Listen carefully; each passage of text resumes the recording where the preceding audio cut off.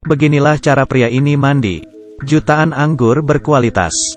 Dituang ke dalam kolam. Berjemur dengan nyaman. Tinggal di villa puluhan juta. Lukisan cantik. Digantung ke setiap ruangan. WC rusak juga tidak diperbaiki. Pergi ke kolam buang air. Mobil mewah ratusan juta. Setiap hari ganti. Setiap hari makan tidur. Kehidupan yang santai. Kenapa tidak ada yang peduli? Kehidupan masa depan. Wabah virus. Ia menjadi orang terakhir di bumi. Berkendara ke seluruh Amerika. Satu pun tidak ada yang hidup. Ia merasa stres. Petunjuk terakhir. Menemukan sebuah villa. Dan membawa barang kuno. Menghias rumah. Karena kepunahan manusia. Tidak peduli pandangan duniawi. Belanja ke supermarket. Lihat apa? Langsung diambil. Dan tidak perlu bayar. Merasa tidak puas dengan bola bowling. Ambil lampu dan akuarium.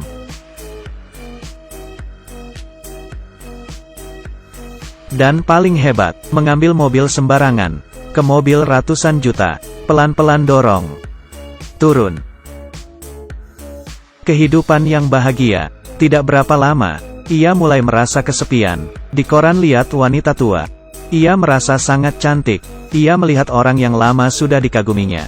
Jendela, Dewi, baru mulai masuk. Dan heboh.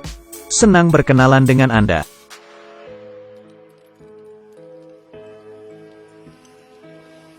Hidup seorang diri sangat bosan. Ia gambar senyuman di bola. Berkata bosan. Malamnya, ia tidak bisa tidur. Mulai membentuk salib. Dan meminta ke Tuhan seorang wanita. Villa bagus berubah jadi tempat sampah. Kolam renang berubah jadi toilet. Harapan pria. Tidak jadi kenyataan. Seharian. Ia minum sendirian. Puluhan juga anggur. Dituang ke kolam. Dan sambil merendam. Setelah hidup sendirian selama setahun. Ia tidak tahan. Demi dirinya, mencari tempat. Menulis di batu. Bersiap mengakhiri hidupnya. Ia siap. Menancap gas. Mobil mulai ngebut. Ke arah target. Ia menginjak rem. Karena ia lihat. Kejauhan. Ada asap. Ia senang. Menyetir ke arah asap itu. Turun dari mobil. Hatinya melonjak. Ini. Pakaian wanita. Kalau di bumi ini. Hanya tinggal satu orang. Kamu bakal ngapain? Ada orang pakai telur. Diminumnya mentah. Menyetir mobil mewah ke supermarket. Orang Amerika ini lebih hebat. Berendam di ratusan juta anggur. Mobil mewah dihancurkan. Tapi sekarang, ia sadar. Di dunia ini masih ada seorang wanita yang hidup. Tiba-tiba ia pingsan. Saat sadar, lihat seorang perempuan cantik. Keduanya berciuman. Tapi beberapa saat, ia buka kedua matanya dengan jelas. Wanita cantik sebelumnya, berubah jadi wanita tua. Kamu mau ngapain? Benar-benar sial. Ternyata, yang tadi, semuanya hanya mimpi. Wanita berkata, ia mendapatkan pesan. Meski enggan, dia tetap wanita. Ia mengajak wanitanya mampir ke rumahnya. Dengan cepat, ia menyesal. Karena, ia tidak cocok dengan wanita itu. Manusia akan punah. Wanita tetap mengikuti aturan. Melihat penyeberang jalan. Mobil harus berhenti. Akhirnya, ia tidak tahan. Dan menyetir mobil masuk ke supermarket. Keduanya tidak senang. Esok harinya, wanita pindah ke sebelahnya. Pria kesal. Pergi ke sana. Wanita tidak menghiraukannya. Karena menurut dia, yang paling terpenting, mereproduksi manusia. Jika pihak lain membenci, keduanya tidak bisa hidup. Masing-masing balik rumah. Wanita mencintai kehidupannya. Di perkarangan. Menanam buah. Ia merasa terhina. Tengah malam. Ia mencabut semuanya. Diam-diam. Ia tergerak karena ketulusan wanita. Akhirnya, ia pertama kalinya membantu wanita untuk mengatasi air. Keduanya bertemu. Memutuskan untuk memproduksi manusia. Setelah mengenal, ia tidak sabar. Mulai membuat ide. Tapi wanita ingin sesuai perasaan. Harus nikah dulu. Pernikahan direncanakan esok harinya. Ia sangat senang. Saya tidak tahu.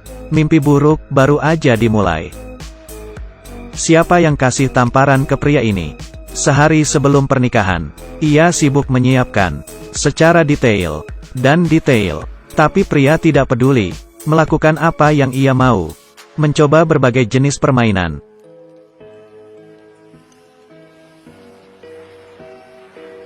Di hari pernikahan, wanita memakai baju nikah, masuk ke pelaminan. Sadar pria, berpakaian jelek, pakai sembarang.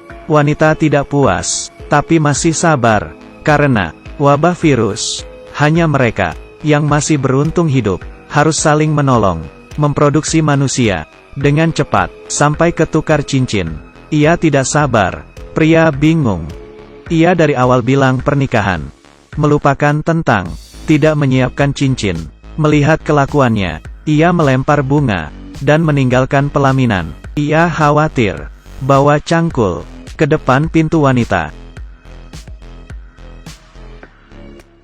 Melihat dekor kamar pernikahan, ia mengerti wanita susah payah. Ia dengan tulus minta maaf, mengajaknya jalan-jalan, dan menyiapkan hadiah. Saya ada hadiah untuk kamu. Tidak mungkin memberikan palu kecil sebagai hadiah. Jangan salah paham, ia tidak buruk. Tujuan utamanya adalah toko emas. Pukul ke kaca, ada cincin. Hati wanita membaik. Pernikahan tetap berlanjut. Setelah menikah, wanita mengambil inisiatif, beradaptasi dengan gaya hidup pria, menemaninya bermain banyak jenis permainan. Inisiatif bertemu mantan pacarnya, saling menyapa, bersahabat, membantingkannya keluar. Setelah bersama, ia mulai menerima wanita. Ternyata, hari bahagia tidak berlangsung lama. Terjadi kecelakaan. Sore itu, saat mereka keluar jalan-jalan, tiba-tiba ada sebuah mobil mewah di samping. Pria itu turun dari mobil. Di dalam mobil, keluar seorang wanita muda. Ternyata, ia juga menemukan pesan. Lalu ke sini, melihat wanita cantik di depan matanya. Ia menyesal, pernikahan ini terlalu cepat. Yang satu istri yang tua dan lemah. Satu lagi wanita muda yang cantik. Terakhir bagaimana ia memilih masa depan manusia, kemana harus pergi. Ini adalah 3 episode pertama dari film Pria Terakhir di Bumi. Keseluruhan cerita penuh dengan kreativitas. Kelihatannya sangat nyata, layak untuk dilihat.